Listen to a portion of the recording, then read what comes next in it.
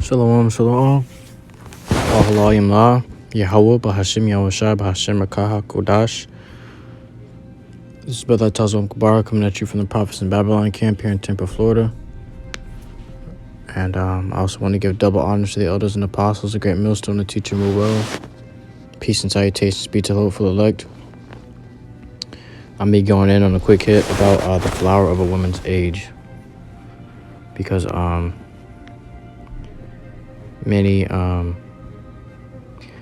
are many that actually stumble at this breakdown, and they stumble at the flower of a woman's age, period.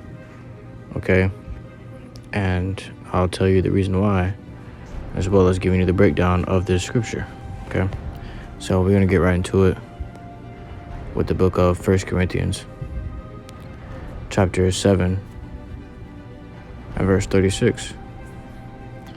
So it says, "But if any man think that he behaveth himself uncomely toward his virgin," okay, what does it mean toward his virgin? All right, back in the day when we had our own land and we had our own laws, okay, this was our law, okay. So back in the day when we had our own land, we understood very well that if a man bore a daughter, okay, if a man through his woman bore a daughter, okay, he would come to know that she was his possession. But if a man bore a son, then the son would be his successor, okay, someone who would inherit all the things that he had labored, you know. But a woman is a possession. Okay, you have a female child, you can sell her off and get a hefty price for her. But also, men would seek to marry into, when we would also give our daughters into marriage through, as for like covenants, peace treaties, things of such nature. You want shared land. Such things as those is where the daughters will be given into marriage. Okay, because it even like you pretty much be like bonding two families together through the daughter. All right. But a woman, while she is of unmeritable age, before she's able to marry, she is of her father's household. Yo, I'm doing a lesson right now. You wanna do the lesson with me, King? Huh? You wanna come do this lesson with me? What you doing next one? Flower of a woman's age. I'm recording right now. Alright, you can grab some precepts for me if you can. So it says, this brother Amon, by the way. Go ahead. Shalom, Hakim. But I'm one. So, I'll restart from the top. It says the book of 1 Corinthians, chapter 7, and verse 36. "But if any man think that he behaveth himself uncomely toward his virgin," okay, and when a man will have a virgin, that's just going into him buying another man's daughter, okay, because you could buy another man's daughter off at a young age, they will sell them at a young age. And then when they hit the flower of their age, which is their period, when a woman will hit puberty, then you're able to go into them. But they will sell them off. They will sell their daughters off at young ages, because if they had not done so, the woman will grow up to be a harlot, because she's gonna end up, as soon as she hit the flower of her age, she's gonna start getting hot. Like a female dog, when she has a period, she gets in heat. She becomes in heat, and before you know it, she's running all around the neighborhood. And we're gonna get into that too. All right. This is why the scriptures likens the woman to a female dog. Can you grab it? Oh, sure. What's that? A shameless woman should be counted as a dog. Let's see.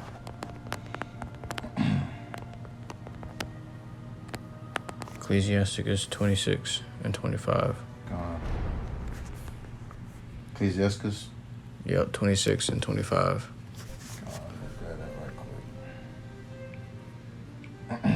So this is why the scriptures likens the woman, a shameless woman, to a female dog. Okay, what's a dog? What's a female dog? A bitch. What we call today a bitch, man. So that's why a woman, hey man, you a bitch. Get out my face, bitch. Because you know what? It's just the Lord putting those bywords on these women, man. This is the book of Ecclesiastes, chapter 26, verse 25. It says, a shameless woman shall be counted as a dog, but she that is shamefaced will fear the Lord Yahweh Shai. So a shameless woman gonna be counted as a dog. So like the analogy, a female dog hits the flower of her age and she gets out there and starts hoeing because she's in heat. So these women become in heat naturally when they hit the flower of their age. That's why we set up laws against that, So a part of our law was a woman could marry at the age of 12, which is the average age a woman gets her period, so that she wouldn't, become a harlot. And this is how we were able to prevent harlots. But we here in Babylon, the mother of all harlots, this is the land where they promote that stuff. So they, promote marriage at the age of, they say you can marry at the age of 18 and up, man. They say you become an adult at the age of 18 and up, man. You can go bring it up, King. This is the book of Ecclesiastes, chapter 25, verse 20. Verse 25, it says, give the water no passage, neither a wicked woman liberty to get abroad. Right, because this place, America, known as today, man, the woman, she's given liberty to get abroad. That's throughout right. The liberties that Esau has given her. That's right. She has this feminine movement. The women have these high celebrities to promote these things. You see, everything that these women have is ultimately built for them to do what they want to do. You see, because a woman that would stay in the house, for an example, she's young, she don't really go outside as much.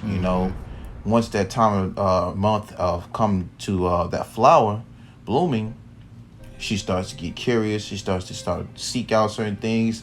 Before you know it, she starts to ask permission to go out. And a protective father, he might give her a little chance to, all right, well, you don't really do much. She get out.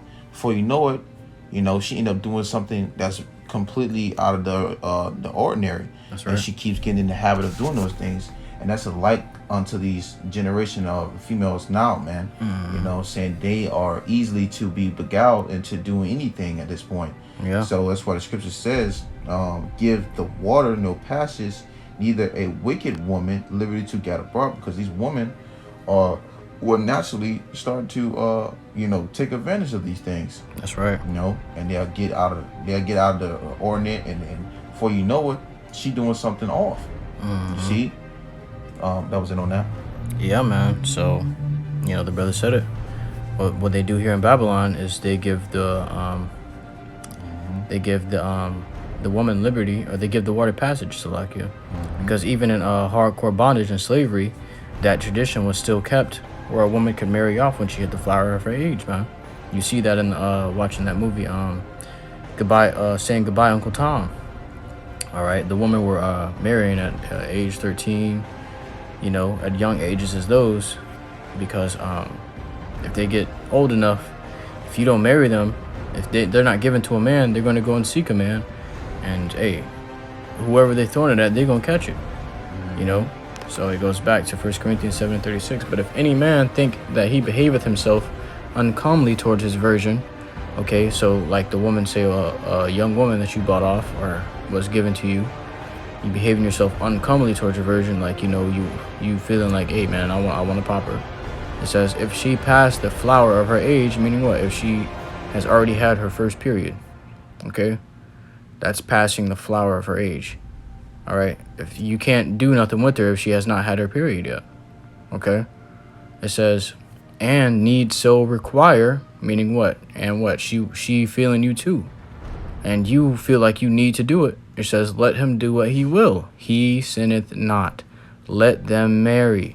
Okay, so a man may be keeping his virgin to, back then some men may have kept their virgin to a certain age, because they felt like that they were more ripe at that age, or they were more ready at that age, whatever age they felt like it. But hey, the scripture tells you here, as according to the law, if she passed the flower of her age, if she had gotten her first period, she's of meritable age, and everything else is up to you after that, man. Whether you want to marry her then or marry her later, it's up to you. But you're gonna have trouble with her because what? She's now in heat, and whatever woman sees, she's gonna run to it. You got that drink of every fountain, so lucky. Drink of every fountain. Yeah. Yeah, that was it on that. It says, he sinneth not. So like it says, let him do what he will, he sinneth not, let them marry. Okay, so you got to understand something. Esau set it up to where, and I'm gonna grab it in the book of Psalms, chapter 83 and verse 3, they have taken crafty counsel against thy people. So they have come together with all these other nations, and they thought of ways of destroying Israel as a nation. And they these people had to study us, man. So they had to say, okay, look at their laws. How these laws is really what keep them in order. Look at how they uphold themselves. Look at how they live. Let's come for that, And it even tells you back in the book of I believe it was Judith. So like you correct me if I'm wrong. Back in the book of Jude, I think it was Jude or Judith, where the heathens were observing our ways, and they were waiting for us they were waiting for the Shabbat day so they can overtake us. And even when they were watching us, they would observe to see if we were serving other gods or if we were committing sin, because they knew that the Lord would not be there with us and they will overtake us. So it says they have taken crafty counsel against thy people. And one of the crafty counsel one of the things, the plans that they came up with in crafty counsel was abolishing that law to where you could marry a woman at the age of 12. And then they labeled it pedophilia. Okay, they labeled it rape. Such things as this, because that was put in order so that they can destroy the woman. If they can, if they can take the woman away from the man, if they could divide the household and the structure of order, then they could destroy us as a people. So it says, and consulted against thy hidden ones. So adultery became a very, very outrageous thing amongst Israel, and still is today, because it was a tactic set up to destroy our people. Back then, adultery was a thing as well, but in our land, it wasn't as common because we had consequences for those things. But here, there is no consequence, man, for committing adultery. If you get married according to the system, and you commit that woman commits adultery, and you try to take her to court, you really can't do nothing against her, man. She's not gonna get jail time for committing adultery. She's not gonna get stoned to death for committing adultery. Neither is the man. All right. If you want to divorce this woman and put her away, you have to pay even more, man. You have to pay a hefty load of money for marrying in this system and divorcing in this system, man. So the way that these things are set up, it's set up to destroy us, man. Okay. So like you can bring that up. You can break it down too, King. It says Ecclesiastes 26 verse 12. It says, she will open her mouth as a thirsty traveler when he hath found a fountain and drink of every water near her. Look at the thirsty traveler, man. Imagine traveling through a desert and you haven't had water in a day and a half or 2 days, and you're like, damn, I need water. As soon as you see a fucking water faucet, you go to ham on that water faucet. This is what this scripture is saying what a woman's doing. She's opening her mouth. Let's lucky. Go ahead, King. By every hedge will she sit down and open her quiver against every arrow. And if you look at the modern day situation of that, is these women nowadays, man. They're women. They sleep with multiple men. They over here with this man, the next minute they over there with that man. They got multiple options. You see, these women, okay, they do these things coming in that same spirit that the scripture says, man. You see, she openeth her mouth as a thirsty traveler with when he hath found a fountain and drink of every water near her. And that's these women, man. By every hedge will she sit down and open her quiver against every arrow. Scripture speaks for itself, man. That's what's going on today. Once again, man. All right, these women have that liberty. Yeah. And you look at it like the thirsty traveler, man. And the comparison of the woman opening her mouth. You look at a dog, when the dog's thirsty, they got their tongue out, man. And the woman loves to stick her tongue out in these pictures they take, and even in the bedroom, the woman gonna stick her tongue out because that woman's, that's how she is as an adulterous woman. And open her quiver against every arrow, man. So what? She sucking and fucking, man. You look at the quiver and an arrow. The quiver is a holster for the arrows, man. The holster you put in your back and you stick your arrows inside of. It's the same thing with a woman opening her legs and she's taking rods inside of her, man. And it says against every arrow. So she ain't sparing nothing, man. Hey, man, and hey, like the brother said, man. Sorry to be so plain with it, but that's what it is, man. That's right. Because at the end of the day, these women are coming in that same spirit. Okay, and it has to be known. You see. Yeah. So that this is the reason that this is happening is because of the maritable age here, the laws that they placed here. When you can actually have a woman, you can't even buy or sell a woman. That shit was done away with. All that was done away with, man. And this is how we kept order in our land. But Esau is such a backward ass retard that he has no order, man. There's no order set up in his land. This land is literally called Babylon, the land of confusion. So this is the book of Ecclesiasticus, chapter 26, verse 9. The whoredom of a woman may be known in her haughty looks and eyelids. So a woman starts becoming a harlot. She get more than one body. She starts to pick up on skills on how to lure in men. So she starts looking at men certain ways, Enticing them. Yep, enticing. She starts seducing men, but just by moving their eyelids a certain way, man. They even get the lashes done so that they can make their eyelids look heavier, so they can boast in their adulterous and haughty looks, man. That's right. The scripture goes into how they with the haunty eyes, You see, these women, man, they wear certain, like the brother was saying, they wear certain clothes, they do certain things to be provocative, okay, of inducing you to whatever desirements that they require from you. Go ahead. And it goes on, it reads, verse 10, it says, if thy daughter be shameless, keep her in straitly, lest she abuse herself through overmuch liberty. Okay. Ooh. So and a man, he'd have a woman, and she'd pretty much be considered like his daughter, man. And even a man's actual daughter that coming from his seed line, he had to be strict upon her. You had to be strict upon the woman and keep her in the house. Okay. Your woman outside, you see these women nowadays. I see it all the time in my neighborhood, man. Woman coming outside to check the mailbox. They barely got any fucking clothes on. Pretty sure they got whole husbands inside the house. You supposed to keep the woman in straightly if she be shameless, man. She has no shame in her game. She has no shame in showing off her body, her skin. Okay, there's no shame. There's no shame in her game of showing off her body and her curves, So she goes outside and showing it to the world, and this is her beacon, Yeah, if I'm gonna add, a father with his daughter, man. You know what I'm saying? He gonna raise her up right. He gonna tell her ways and this and that, how to pretty much be, man. You see, and a lot of these females don't have that, man.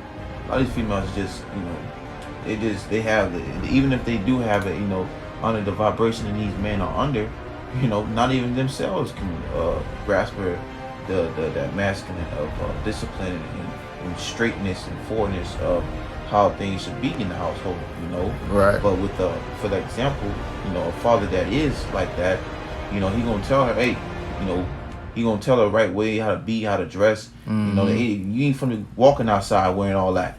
Go change your clothes, And she gonna, if she, right, you gonna do right, man. That's right. She gonna know how to go about things, because she was given a straight way of discipline and correction. Yeah. And that's beautiful because a woman needs a fatherly figure. A son needs a fatherly figure. The fatherly figure is that image that the household should be following after. There's no dad in the household, then the children are gonna follow after the mother. And a woman is the wicked vessel. That's right. She's able to be deceived and manipulated. That's why a lot of Israelites grow up under their mother. They done got that damn shot, man. Because the mother had told them to get it, man. But if they had any kind of structural order, and not only that, our men are off too. You know, 2/3 of our people, our men are off too, man. Now they getting this. Now they listening to the woman because what Esau destroyed the order of the household, man. Right. Or as the brother was saying, though, man, it's beautiful that he said that, made that analogy because it's a brother named Ariel in our camp, man. And his brother's a beautiful brother. He's hilarious, man. He's like, he's a young brother, so he's still in school, and he's like, man, these women. I'm just observing these women in school, and they're all fatherless. And what he means by that is they're shameless, man. These women have no shame in their game. They have no morals or even discipline, man. They have no shame. A woman's supposed to be shamefaced, man. You know, they're supposed to want to hide their courage, but these women are loud. You know, they're obnoxious. They're haughty. You know, they're whorish. These are the kind of women that will make it seem like they don't have a father. That's why I said these women are fatherless, man. You know, fatherless children, because they have no order, guidance, or structure, man. So these women go out there and they abuse themselves. And it says it in the scripture, if thy daughter be shameless, keep her in straitly. And that word straitly goes into strict. So you have to be strict upon her, man. You can't just be letting her do whatever the hell she wants. You got to watch her before she go out there and check the mailbox, man. I got a female dog and I let her outside. I give her an inch. She takes it a mile. This bitch climbing through holes in the fence and talking to the male dogs all around the neighborhood, you know. And that's just what a woman's going to do if you're not keeping her in strictly. And if you limit what she can do, then you can control whether she grows up to be a harlot or grows up to be a shamefaced woman fearing the Lord. It says, lest she abuse herself through overmuch liberty. What's liberty? Freedom. Through too much freedom, she going to abuse herself. You're supposed to be strict on this woman, but Esau's given labels on these words. He's made it, he's demonized these words. He calls it controlling. You know, now you feel bad when a woman say, you too controlling. What the fuck? You're supposed to be controlling. If I'm not controlling, then other niggas gonna be controlling you. They're gonna be controlling those love handles when they back there, man. You know? So you're supposed to be controlling upon you. Well, don't let a woman say, oh, you insecure. That's another word of to demonize the order that the Lord has set up for us, man, and for our nation and for our people. Okay? You too insecure. And then they belittle you. These women will belittle you with these words. But you know, what does it mean to be insecure over what's yours? It's okay to be overprotective over what's yours, man. Your possession. It's your possession. That's right. Because it's something that, you know, back then in the day, it would be something that we paid for. Be something that we labored for, man. You know, that's a part of our heritage, man, is our woman. You know, and if another man touching on my possession that I don't even know, I've never heard of this man before, and he's sleeping with my woman, I'm gonna have a problem, man. Hey, what the hell? So you gotta understand there's law set up for these things that goes against everything. That's why a man will naturally go to the lengths of killing another man for touching his possession, his woman. So it goes on, watch over an impudent eye and marvel not if she trespass against thee. So don't be surprised your woman trespass against you, man. Okay, it says she will open her mouth as a thirsty traveler when he hath found a fountain and drink of every water near her. By every hedge she will open down. Come on, we just brought this out. But hey, man. That's the spirit. Hey, that's pretty much that's the point. We hit the point with that. I'm gonna bring this 1 Corinthians out. You got any more scriptures? No, that was it, King. I'm gonna bring this 1 Corinthians out one more again, and we're gonna close it out with that. So this is the book of 1 Corinthians, chapter 7 and verse 36. But if any man think that he behaveth himself uncomely toward his virgin, not that nigga's virgin, not this nigga's virgin. Because once a woman leaves her dad's household, she can't go back to that household no more. She belongs to her man. And if she returns to her dad's household, even that is considered adultery. Okay? Because what? Now she's returning to the previous head. You know, she's returning to a body that she used to be a part of, and she's not a part of that body anymore. That's another thing. You got to understand the structure of the household. I'll probably do a quick hit of that as well, because a quick snippet of that quick hit is this, man. A father, when a man has, for example, my dad and my mom, when I was living with them, I was a part of their household. But when I left and moved and married another woman, that became my household. So I'm no longer a part of, my dad's and mom's household anymore, because I have my own household. You know, nevertheless, there's still my parents, my mother, and my dad. I still pay them due respects, and I still honor them, man. You know, so that's what we really gonna go into on that lesson of the structure of the household, the order of the household and things and such. But back to the topic, it says if she passed the flower of her age, so if she already had her first period, you can't lay with the woman while she's on her period, because even then, back in the day, we had laws on that too. When a woman's on her period, she tends to be more in heat. She tends to be what's a not so blunt word, frisky. So frisky is when a woman is more turned on. She's more turned on when she's on that time of month, man. So she's gonna try to lay with you while she's leaking, and she's actually very unclean. So we kept the woman away, and we back then we kept the woman away in tents, and they had their own tent. They would dwell in there 14 days, 7 days for the time of her period, and 7 days after. Just to make sure that shit's completely gone, man. They would dwell in that tent because this woman's unclean. She's liable to go off. It's expected at that point. Because the woman, she's leaking, she's having pains in her stomach, she's in a period where she's getting punished from what she did in the garden with the serpent. Okay, so it's saying if she passed the flower of her age and need so require, let him do what he will, he sinneth not, so it's not a sin. We know that it is not against the law the Lord has given us. Let them marry. All right, so are you guys out there that thinking that's wicked? It's because you have a westernized mindset, and I'm not saying that I'm going to go out there and look for a 12-year-old woman. It's too late for that. My mind has been westernized, and it's weighing down to where my mind's been westernized. So it's like, hey man, I'm not going to go out there and look at this little girl, man. I can't see it like that anymore. Nevertheless, this is the truth, and this is how things work and how it's supposed to be. It's not like you don't see us men of the Lord going out there looking for 12-year-old women. That's not the case. So they go and start labeling these men the words that Esau given them to label men of such nature, man. But this is actually a righteous thing and how things were supposed to be. So with that, you got anything you wanted to add, King? No, that was it, King. With that, I truly hope this lesson was edifying to you, Akim and Akwathium, who listen to truth and sincerity.